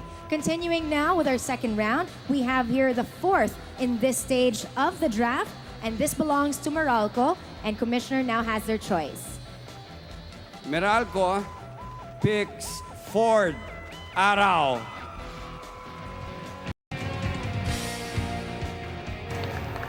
Kanina ko pa pinagmamasdan yung mga katropa ni Ford Arao dito. Itong sila Yuri Escueta, Mike Baldos. Pati si Father Nemi pala nandito. Nagro-rosaryo sila. Inaantay kailan makukuha si Ford Arao from the Ateneo Blue Eagles. And Ford finally getting his chance to join the PBA. Meralco obviously still needs some big men. Ford Arao, one of the few bigs remaining in the draft. And of course, he was part of championships with Ateneo. And for Meralco, obviously, you have to get some big men. When you look at their lineup, they have some big men. They have Marlo Aquino, and after that, Gabby Espinas. Ford Arao, masabi natin na para yung setup niya pang big man na big man, a little bit wider than the other big men that we have. At ang kagandahan kay Ford, pag umakyat ng poste, hindi na kailangan nung truck na may hagdanan. Kaya na niya abutin yung papalitan na, ewan ko, pinapalitan dun sa poste ng Meralco. But again, Ford Arao is our 14th overall pick. Napili po siya ng Meralco Bolts. Sa Meralco, may liwanag at may araw. Yan ang nakikita natin ngayon sa Meralco. And Clifford Arao, one of the things though that they were surprised nung sinukat si Ford Arao. They were thinking that he was close to 6'5". When the actual measurements came in, he was only 6'4", and that I believe one of the reasons kung bakit bumaba ng konti sa draft order to si Ford Arao. But truth be told, actually last year pa inaabangan kung sasali na sa draft si Ford Arao. I mean, he's been away from the Ateneo program for quite some time. Ayan, yung mga katropa ni Ford, tuwan-tuwa kanina. Si Yuri, tumitili yan kanina, no? Nung natawag yung pangalan ng kanyang best friend. Parang babae yung narinig ko. Boses babae ba yan? Don't be misled. But, okay, as any big man, for any big man that goes into the PBA, number one question is, can you survive against the Mick Pinicis and the Asi Taulavas of the league? And when you say that, it's all about strength at that size. When you are in the UAAP and you make that huge jump, when you're in the college ranks and you make that huge jump into the pros, malaki talaga yung difference in terms of strength. And that's been the problem of a lot of big men. That's why you notice big men that are picked in the PBA, usually there is a period in which curing period kung saan nasasanay pa sila kung ano yung kaya nilang gawin in terms of strength and quickness against the big men of the PBA. Curing. Parang ginawa mo hamonado yung... Hindi, yung iba kasi malalaki. Kailangan mo nang gawin hamonado eh. Ginawa mong hamonado Christmas. Again, the Meralco Bolts are getting busy here in the second round. They got Bam Gamalindas, the 11th overall pick, and now Ford Arao as the 14th overall pick. Back in the first round, kinuha din nila si Sean Weinstein. So Ryan Gregorio, he's trying to plug the holes in his lineup dito sa draft. We had a chance to talk to him in one of the get-togethers, and he was saying that he has to get busy in the draft because kulang pa yung mga players na nakapirma ngayon in his roster. So that's exactly what they're doing. And now, let's go back to the main stage with Patricia.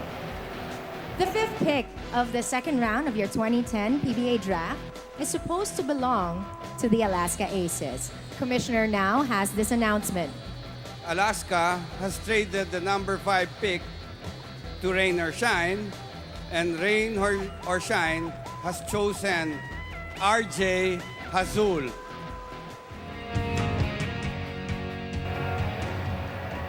So we have a trade para dito sa 15th overall pick na dapat Alaska ang pipili, but they gave that pick to Rain or Shine. Alamin natin in exchange for who.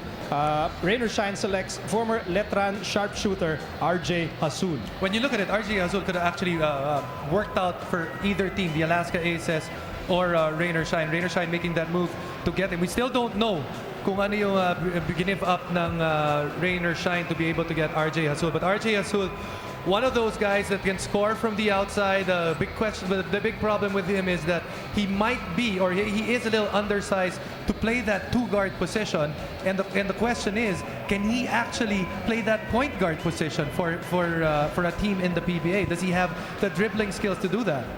Okay, so we now have confirmation na ang kapalit ng fifth pick ng Alaska Aces is the second round pick next year ng Rain or Shine. So yan po yung kapalit. So next year pa natin malalaman kung sino yan. But now RJ Hazul, kahit na medyo late in the draft, maraming inaabangan yung pangalan niya in the first round. But the bottom line here is that you hear your name.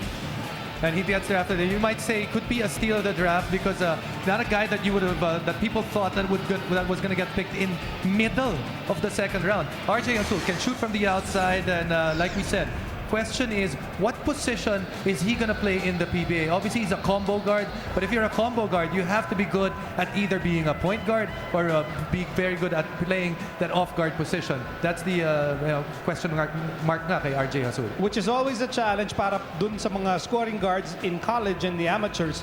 And if you're not that tall and you're a two-guard, kadalasan when you enter the PBA, you are expected to learn to become a point guard for a professional team. And for RJ Hazul, the big advantage for him is actually when he played for Smart Gilas, a couple of months with Smart Gilas, he was given that opportunity to play some point guard, especially when there were injuries. So kahit na papano, nabigyan siya ng pagkakataon na mahinog ng konti sa posisyon na yun. We have 5 more picks to go in the second round, and we'll continue our coverage after these.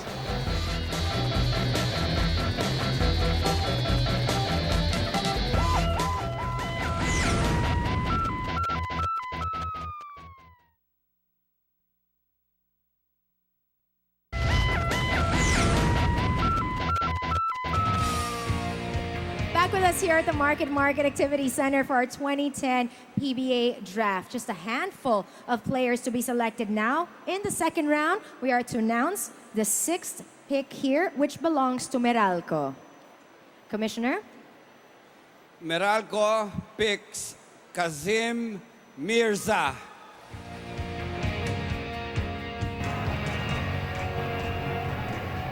Ang pangarap ni Kazim the Dream Mirza. It's not turned into reality for the moment. Siya po ay napili ng Meralco as the 16th overall pick. Nakilala niyo siya with the UST Growling Tigers. At syempre, pag UST Growling Tiger ka, you should have outside shooting and you should be under 50 pounds. Ito si Kazim Mirza, like you said, from UST. When you look at him, obviously he was not very consistent when he was playing for UST. Had some big games and then maybe a lot of expectations, especially in his final year, that they were hoping to get from him. Did not really get that on a consistent basis.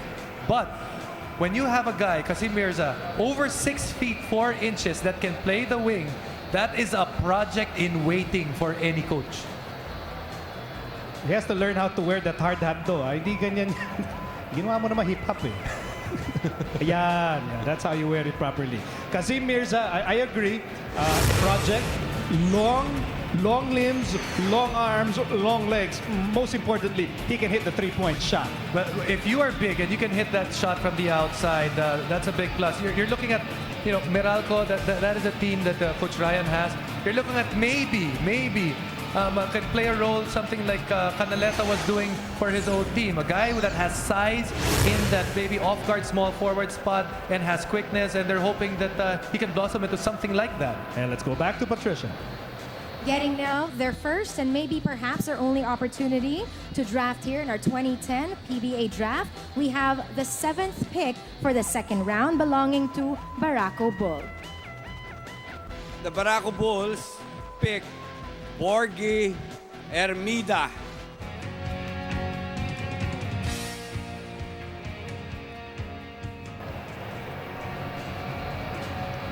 Isa pang bedista ang napili dito sa ating 2010 PBA Rookie Draft. San Beda point guard Borgi Hermida, selected by Barako Bull as the 17th overall pick.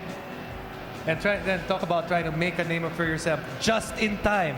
Borgi Hermida actually had a triple-double in his last game. So kita natin, those little things that you do on the court can really up your stock just in time for the draft. It's just like when you do well in the rookie camp. Sometimes, first impression is important, pero minsan yung huling hirit mo is what scouts and what coaches remember the most. And for Barako Bull, obviously, this is a team na nangangailangan pa rin ng players. They need some players to come in. They only have one pick right now. They're hoping that this one pick, although it is deep in the draft, can turn out to be a gem for them. Well, any pick and you get a point guard, you know how critical that point guard position is for any team in any league. Well, yes, and obviously for their team, they have guards that are also, you could say, advancing in age. Aris Limaunahan is also there in their lineup, and you look at Barako Bull right now. This is another team. We talked about how Meralco is a team na sinasabi natin is in a rebuilding process. Barako Bull also one of those teams that need some picks here in this draft. And now let's go back to Patricia at the main stage. With its growing group right there, the Air 21 Express will have another opportunity to select, this time in the second round and 8th in that order. Commissioner Chito? Yeah, Patricia, Air 21 passes on their second round, number 8 pick.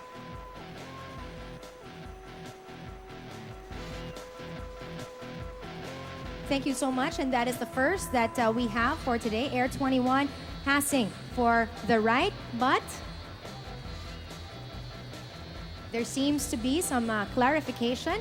And while we are clearing things up after the Air 21 Express, still clarifying their 8th pick in the second round. Later on, we will have the Powerade Tigers selecting the 9th pick for our second round, followed by again another Air 21 pick, and then the Alaska Aces. We have 11 picks in the second round and only 10 in the first round as usual. Of course, that 11th pick was given as a concession, or the 11th selection was given as a concession to the brand new Meralco Bulls squad. Again, we'd like to thank all of the fans here at the Market Activity Center for joining us, perhaps to take a look at the future stars of the PBA and of course the current crop of hardcourt superheroes. So sana nag-i-enjoy kayo mga fans na nandito sa Market ngayon. As you can see, our friends on the floor, everyone's watching. We have thousands of people that are filling up the levels of Market, which is the home of the PBA annual draft. And we do enjoy coming here. We still have a lot of individuals that are waiting to be called, with only a few choices left in our annual PBA draft, which is we're down to just 4 more in this second round. And just as a reminder, I'd like to take this opportunity to remind all of the draftees, the ones who had been selected. We just would like to remind you that after we select the 11th in the second round, we will be asking all of the draftees to come up on stage so that our friends from the media and the press can take pictures of this batch, the 2010 PBA rookies. And of course, we'd also like to thank Attorney Chito Salud, our good commissioner, for toiling hard along with our PBA officials right here to make sure that everything goes smooth in our annual PBA draft. And now, ladies and gentlemen, going back, our second round, 8th for the second round, the Air 21 Express would like to make this announcement through Commissioner. Yeah. Air 21 doesn't pass on number 8, no? So they have traded their number 8 pick for the second round to Power Aid. And Power Aid chooses Jai Reyes.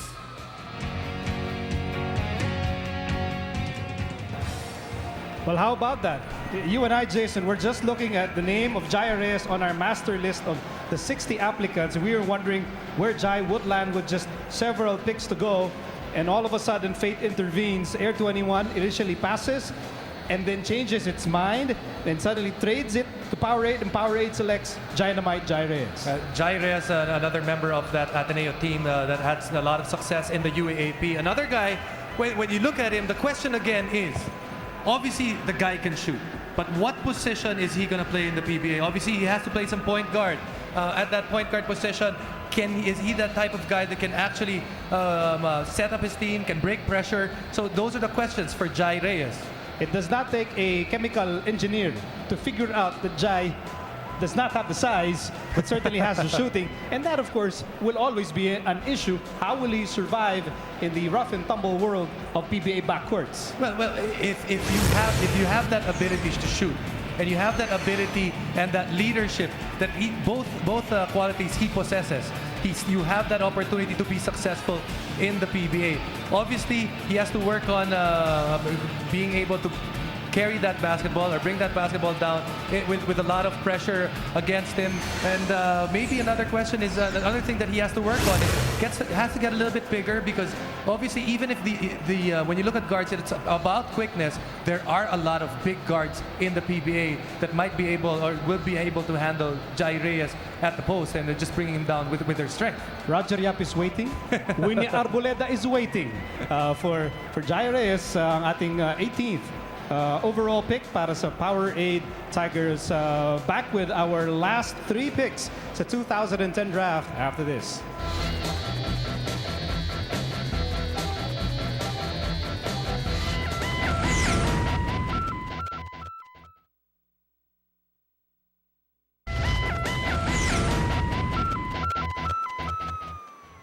We are down to the last 3 choices for this 2010 PBA annual draft. But for the 9th choice, which belongs to the Power 8 Tigers, and the 10th choice, which belongs to the Air 21 Express, in the second round, both teams have decided to forgo their right. So it's a pass for number 9 and number 10 in the second round, which brings us now to the final selection of our 2010 PBA draft, and the decision is now with Commissioner Chito Salud. For the final pick for the 2011 season of the PBA, Alaska Aces, they choose Marvin Hayes.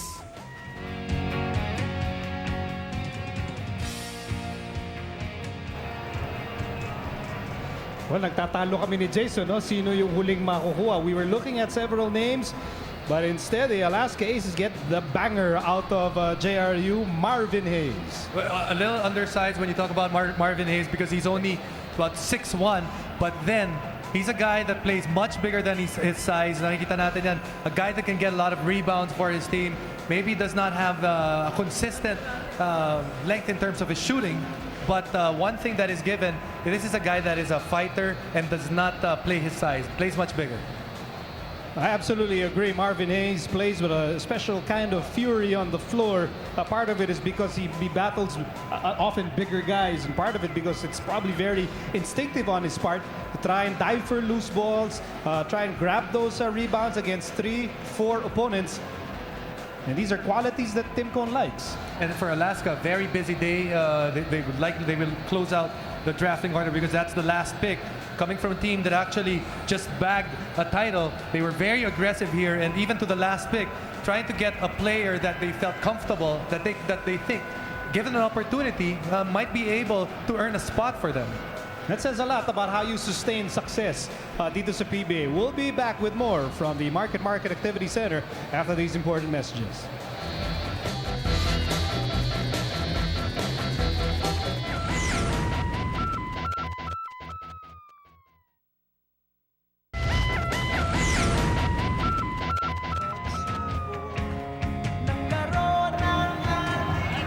And the 2010 rookie draft class are getting ready for their photo opportunity with the PBA top brass. Very proud, very elated gentlemen who heard their names called out. That's part of the dream. And right now they're on the stage for their class picture. Balikan po natin ang naganap in the first round. Inaasahan ng lahat that Rob Al-Husseini would become the #1 overall draft pick, but to the surprise of many, especially dito sa loob ng Market, ang tinawag na pangalan was Nonoy Baclao. And therefore, Nonoy Baclao is the #1 overall pick ng Air 21 Express for the year 2010. Rob Al-Husseini was selected #2 by the same team, Air 21. Now you look, nakikita niyo po ang ating top 10 picks. Which of the picks, Jason, really interests you the most? Siguro yung #2 pick na interesado ako. Kung bakit naging #2 pick si Raba Al-Husseini, might be the first time in Raba's career that they were together na piniling una si Nonoy Baclao over him, especially after those MVP years. That's a big question mark right there. Obviously, very interesting that Alaska was able to get Elmer Espiritu. I think he's got a big upside. You look at Elmer Espiritu, he could be a Mark Pingris or kanina nabanggit rin natin si Ray Evangelista. That type of mold, great defensive player and other positives as well. For Barangay Ginebra, 2 picks that could be the future of their offense as they got 2 scorers. Let's go to the second round. Ito naganap in the second round. Meralco starting off with former San Beda Red Lion Bam Gamalinda. Then there's Robert Labagala, Acuña, Araw, Hasul, Mirza, Ermida, Jai Reyes, and in 2 passes, Powerade in Air 21, and Marvin Hayes is the last pick of the 2010 draft. I like the pick of Jai Reyes very late in the draft. It could be a steal. RJ Hasul very late as well. And who would know what's going to happen to Kazim Mirza, because he has the tools to be actually a very decent player in the PBA. Let's go to Leo Cruz. Thanks, Nico. I'm here with Coach Jong Yuchiko. Coach, let's talk about your 3 new acquisitions, John Wilson, Jimbo Aquino, and Rob Labagala. Is there any reason that you guys are picking more guards? Wala naman. We just thought that all the big guys that we thought could help the team went up early. So we just decided to get the best players that we think can play in the team. So it just happened to be guards. Anything you're looking forward to? Anything you're looking forward to seeing from these 3 guys, from Wilson, Aquino, and Labagala? Well, they've got great talent and they hustle. So I think that we'll just try to have them fit the team. I know we've got a lot of guards, but we'll just have to figure that out how. Coach, anything else that we can look forward to regarding Ginebra in the coming season? Yeah, we'll probably play 5 small. All right, thank you very much, Coach. Thank you. Magoo, over to you. Thank you, Leah. Coach Jong Wichico will play 5 small in the coming season. Joining us, head coach of the Meralco Bots, Coach Ryan Gregorio. And you were telling me off cam, you are really satisfied with your 4 picks today.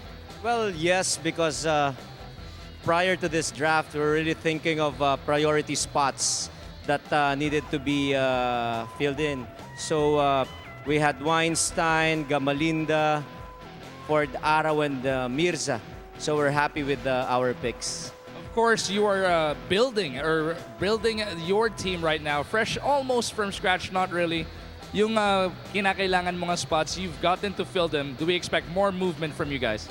Well, probably, I don't really know, but as it is right now, I'm very happy where we are, especially with our movements, with the trade of Cardona and Big Boy Belga, and now the 4 guys coming in to join us. It's still not a championship team so far, but I think we're headed toward the right direction. Thank you for your time, Coach Ryan Gregorio. Last question, Miko wants to know, where can we get one of those hard hats? You can actually order from me. So Miko, mamaya bigay ko sa'yo number ni RG. Let's send it back over to Miko and Jason. Well, salamat. Wala man lang discount galing kay Coach Ryan. Libre yun. Minsan libre. lang magbigay ng libre Very yan. good. Yan pa. Okay, so it was a very interesting day dito sa Market. Maraming mga panggulat, maraming mga choices that we both agreed with. And again, if you missed it, Nonay Baclao is a #1 overall pick. So balikan lang natin yan as a #1 overall pick. A lot of pressure on Nonoy, not just to show his defense, but to show more than his defense here when he enters the PBA. Well, obviously, there's going to be some pressure that Nonay Baclao did not think that was going his way. But after napili siya ng #1, obviously, it's still up to the player kung dadamdamin niya yung pressure na yun. No? But also, if you look at the flip side, pwede mo sabihin, there's less pressure on Raba Al-Husseini because now he can play, if he plays better than Nonoy Baclao, all of a sudden, he seems like, it seems to be better on his behalf. And the man who will whisper sweet nothings, the man who will soothe the nerves of Nonoy and Raba, the prize rookies in this batch, none other than Coach Yang Giao. He's with Magumar Chong. Thank you, Miko. Coach Yang Giao with us. Namakyaw sa first round si Coach Yang Giao. Of course, you guys already mentioned Baclao, Rabi Al-Husseini, Ray Guevara, and of course, etong si Anthony. Coach, yung needs ba ng team mo na-address with these 4 picks?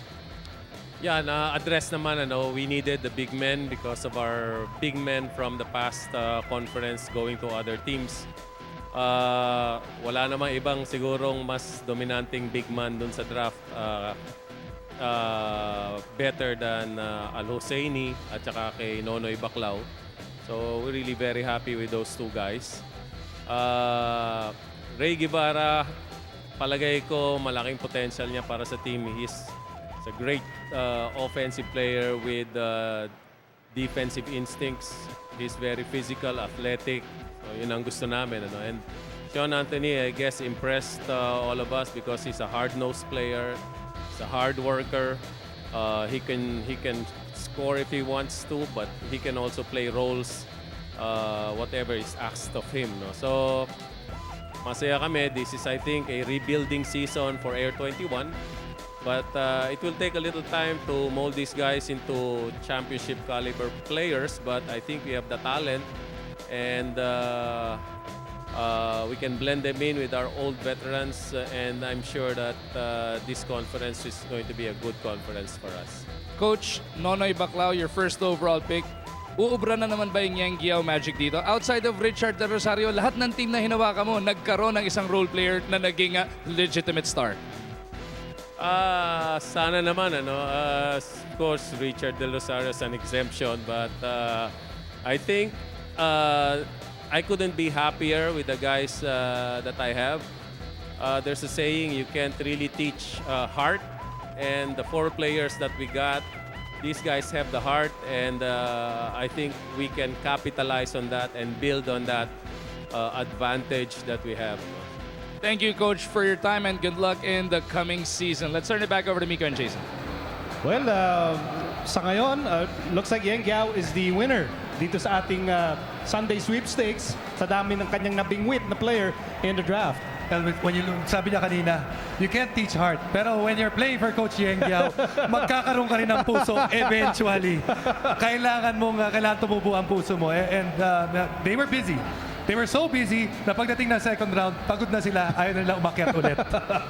Again, there were 60 draft applicants, 21 slots lamang ang available, 19 picks were selected in this year's draft. The #1 overall draft pick once again was Nonoy Baclao, the pride of Bacolod at galing Ateneo. Siya ang ating #1 overall pick for the year 2010. And therefore, that ushers in the 36th season of the PBA na magsisimula on October 3. October 3, malapit na po yan. Happening at the Araneta Coliseum, ang ating unang laro. Blockbuster kagad. Barangay Ginebra goes up against the Meralco Bolts. Yan ang ating, wow, one game, but it's going to be quite an event happening on October 3. It will be an electrifying first game, Miko. I agree. Totoo yan. Totoo yan. So muli po, again, maraming salamat at sinamahan nyo kami sa aming exclusive coverage of the PBA draft. At sana po makita-kita tayo ulit when we begin the new season of the PBA. Sa ngalan ng ating draft day team, Magumar John, Leah Cruz, my partner Jason Webb, and the rest of the talented Solar TV, I'm Miko Halili saying goodnight from the Market Activity Center. This is the PBA on Solar TV.